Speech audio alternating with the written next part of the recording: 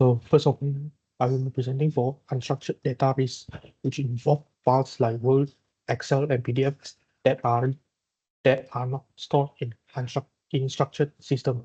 To mitigate this, Iris should use automated tools to scan and classify these files regularly. For monitoring, the system should flag unusual access or untagged file.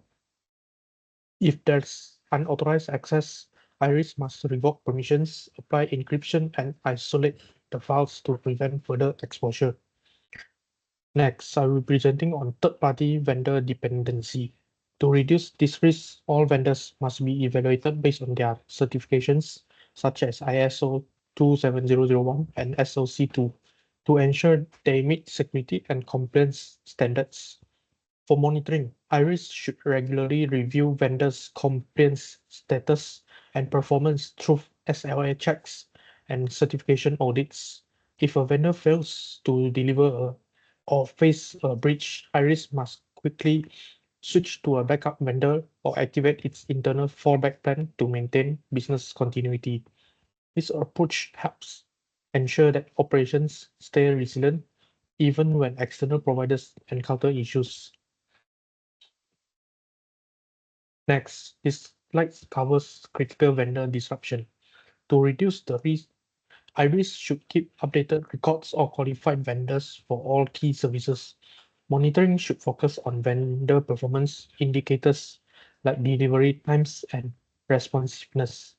If a disruption occurs, IRIS must activate a backup sourcing plan using pre-approved alternative vendors to maintain service continuity. Next, this slide highlights the risk of lack of structured change management testing.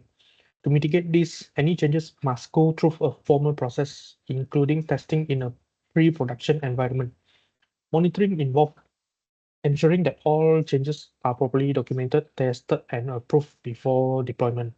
If a change causes issues, IRIS should quickly roll back to a stable version using restore points or version control. Next, this slide focuses on the risk of low sensitivity to low volume attacks. To mitigate this, IRIS must configure its STEM system to detect subtle threats like small anomalies or infrequent login attempts. Monitoring involves fine-tuning detection rules to catch these low-intensity patterns. If detected, the affected system should be isolated, patched, and monitored for any hidden or ongoing threats. Next, this slide addresses resource limitation for IT risk controls. To manage these risks, IRIS should prioritize high-risk areas and make use of cost-effective or open source tools like pfSense or OSSEC. Monitoring should be risk-based, ensuring that the most critical areas receive attention and resource first.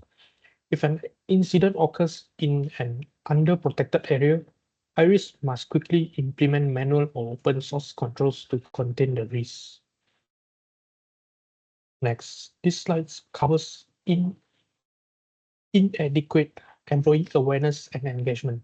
To reduce risk, IRIS should provide mandatory quarterly cybersecurity training on topics like phishing and password safety. Monitoring involves tracking training completion, phishing test results, and knowledge assessment every 3 months. If human error leads to a security issue, the responsible staff must be retrained immediately to prevent repeat incidents. Next, this slide highlights the risk of over dependence on a single IT lead. To address this, IRIS must identify all critical IT roles and train backup personnel for each position. Monitoring should involve documenting responsibilities, assigning backups, and ensuring they stay updated through regular reviews and task shadowing. If the main IT lead is unavailable, the assigned deputy should step in using existing documentation. Lessons from the transition should be used to strengthen future role coverage. Next, this slide addresses the risk of lack of formal risk tracking for emerging technology. To mitigate this, IRIS must ensure all technologies go through sandbox testing and receive formal approval before production use. Monitoring should include a structured approval chain with documented security and risk evaluations before rollout. If a new tech causes disruption, it should be rolled back immediately and the incident review to fix any gaps in the approval processes. Next, these slides cover regulatory non-compliance risks. To mitigate this, IRIS must conduct regular internal and third-party audits to ensure compliance with regulations like GDPR and PDPA. Monitoring involves quarterly checks to verify that all legal and regulatory requirements are being followed. If a breach occurs, IRIS must notify legal counsel immediately and take corrective action within the required legal time frame.